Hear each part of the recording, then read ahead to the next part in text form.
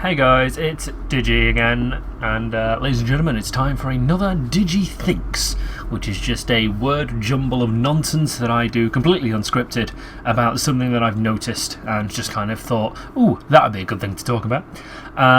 This is recorded using just OBS, completely live, so I apologise if it's a bit sloppy and a bit kind of off the cuff, but it's not really edited. It's just straight, unscripted thing, because that's just how I like to do this little series. This will be the first one of these that's on Digital Paradox, I believe. Usually they go on my own channel, so this should be interesting. But today I'm just going to talk about sort of amiibos and what kind of has happened with them, because news broke today that the basically the special edition the European special edition of Splatoon came with a inkling, a little squid inkling amiibo, and the only way to get it was to pre-order the special edition from either, I believe, Game UK or the Nintendo UK store / EU store, I should say.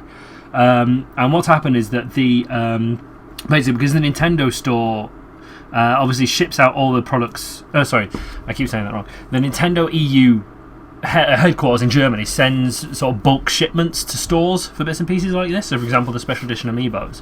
And what's happened is that Game UK's shipment of the special edition sets of Splatoon, the truck was stolen. It was hijacked, and the entirety of the goods inside was stolen. The news kind of broke to people who pre-ordered the special edition via an email earlier today, as Volkamar showed off on Twitter, and that's how I first heard about it. And they basically apologised, and it's a case of the unrecoverable stock, really, because of course it's all been stolen. They are thankfully offering people, a copy of the game for a reduced price, and I believe some people are saying they might be throwing in just the standard set of amiibos alongside it as well, as kind of a apology for it. Just to clear it up, the people who bought it from the Nintendo store, because of the way they send their orders individually, they should still be okay. It's just because this was such a big bulk order that was being sent to the UK distributor of game stores, and it's a massive shame, because it's an exclusive item that you can only get. It was the only way you could get it, and now it's been stolen, and from what I can gather, it's not really easily traceable either. So they've gone for essentially good, which is a shame. But this does bring up a very interesting point about a couple of things. The first of which is the slightly smaller thing, and it's something that I've talked about before in terms of consoles. But this brings up an interesting point about exclusivity, and the fact that if you're going to have something cool, but you can only get it a certain way, then we've now got an interesting situation where people will basically do anything to get hold of it, which includes stealing an entire shipment of them. And yeah, it's very interesting that the people are apparently either this die hard to get Splatoon and the amiibos, or people are just this petty to steal gaming goods in the first place. But as I say, it's a bit of a bizarre but interesting and curious situation where game stock has been stolen on transit, which is weird. But so it brings about a point. But the other interesting point is that it's if it turns out, I don't know if we'll ever find out, but if it turns out that the people who hijacked the shipment were doing it purely because it was Splatoon amiibos that you couldn't get anywhere else, it brings up another interesting point about how far adults are going to get amiibos. Because, let's be honest, amiibos were essentially Nintendo's version of the Skylanders toys, which have proved to be exceptionally popular with children. Even they're still going, I think. And then, of course, Disney Infinity got on top of that as well, with a very similar thing, the NFC type figures that do cool things in games. So it was clearly they were a thing designed for, family usage and more for children, whereas the amiibos were maybe built for a slightly older audience, maybe teenagers, but they were still designed as sort of a family thing. I remember one of the Smash trailers being all, get a whole amiibo with an amiibo, and your child can smash your face with Link, and that kind of thing, which was really cool. But it's kind of like, especially with the most notable example is obviously Mario to Plumber and Rosalina, where, for those of you who don't know the story, basically one guy, because he hated Rosalina so much, he bought all of the Rosalina amiibos he could to stop other people getting them, which not only makes him a massive douchebag, but also kind of like, oh, okay, so there were kids who were waiting for those amiibos. You know, there were parents who were wanting to buy them for birthdays and Christmas and stuff, and he's just gone and bought them all because he's an arsehole who's really selfish and doesn't care. And it's this kind of really weird mentality that if the same thing has happened to these Splatoon amiibos, where it's a bunch of adults who have just wanted the whole lot for themselves because of reasons of probably scalping them later on, then it really brings out a horrible situation, because it's gone to the point where I think Game have done this, but Nintendo themselves, I believe, are the ones that sort of got this, at least in the UK, have basically said to game retailers, do not sell more than one amiibo over the counter at any one time. Like, not only is it digitally you can only buy one at a time now, it's physically you can only buy one at a time, because they are desperate to cut down on scalpers. Like I said, it's just in the UK as far as I'm aware. And it's again, it's a very interesting situation, this whole thing, because suddenly we've got these little toys that are really nice little collectibles and really quite nice to display by themselves, but you've got this kind of mad fever rush for them, where it's gotten to the point where Amiibo will sell out within minutes, even if not hours, as soon as they're on pre-order or general release, because you've got these die-hard collectors who are going after them, who are battling with the parents who want them for their children. And it's really bizarre, because you can tell that when Nintendo kind of had this idea, it was for Smash Bros. Originally. So they were obviously, as I say, going for a bit more of a teenage audience, but then they kind of brought out the Mario set, they've got the little woolly Yoshi ones coming out, they've obviously got the Splatoon ones, and it's become this really sort of weird culture of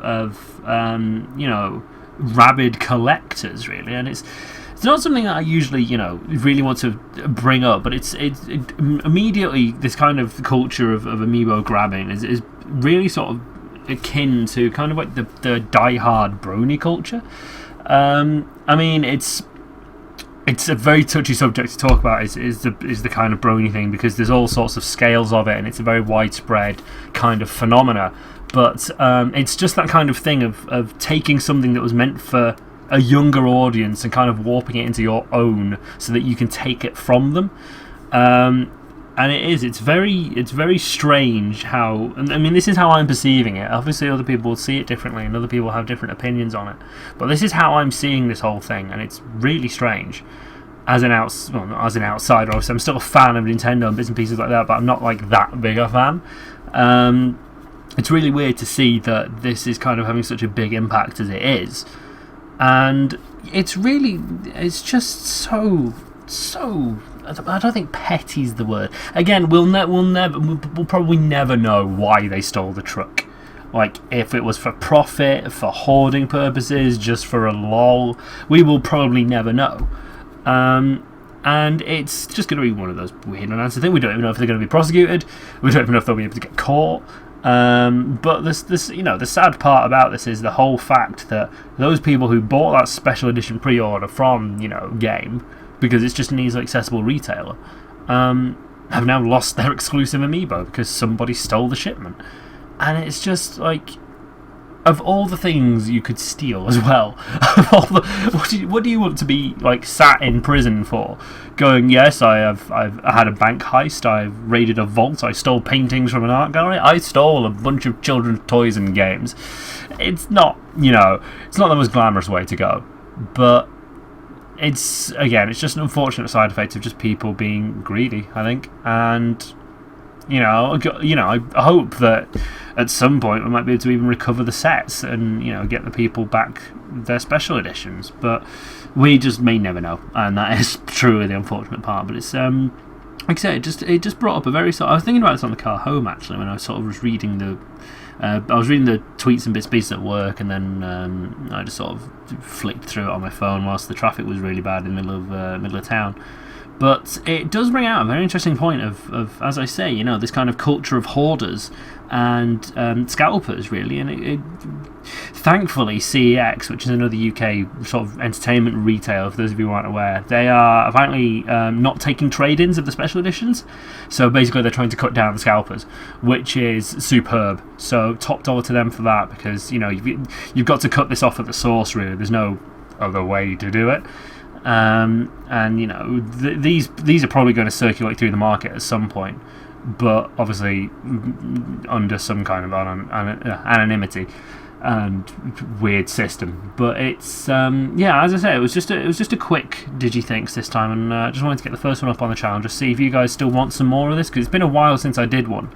And some people really enjoyed the last few I did, especially the one about Square Enix and the one about Game Over and live systems and games was quite well received as well. So if you guys do want to see more of this, give me a shout. Comment it, like it, and send me some tweets, and we'll see. I'll see if I can find anything else to discuss. But obviously, this is going to be one of the big stories that's in the podcast this weekend. It's going to be on Sunday night this time, and it will have another special guest. Those of you who haven't seen my tweets and whatnot already don't know, so it's going to be good.